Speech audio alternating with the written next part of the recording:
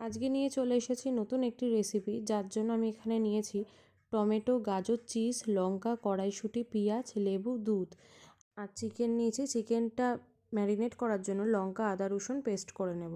চিকেনটা ম্যারিনেট করা হয়ে গেলে চিকেনটা ভেজে নেব। প্রথমে দুধের মধ্যে লেবু দিয়ে নিচ্ছি আর এই দুধটা দিয়েই ময়দাটা মাখবো।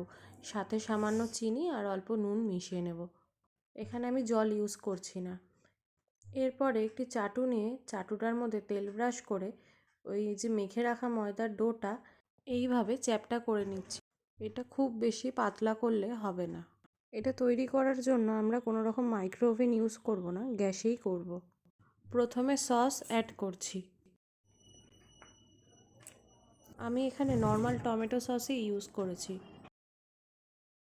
এবার যে সবজিগুলো নিয়েছিলাম সেগুলো একে একে সাজিয়ে নেব আর সাথে ভেজে তুলে রাখা চিকেনগুলোও সাজিয়ে দেব। সবজিগুলো সাজিয়ে দেওয়া হয়ে গেলে সবশেষে চিজ অ্যাড করছি। তারপর অ্যাড করেছি একটা হোমমেড চিলি ফ্লেক্স।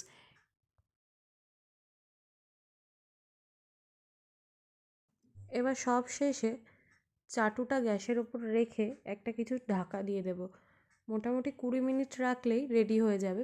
এখানে একটা ছোট্ট টিপস দিচ্ছি, এটা আপনারাও চাইলে করতে পারেন।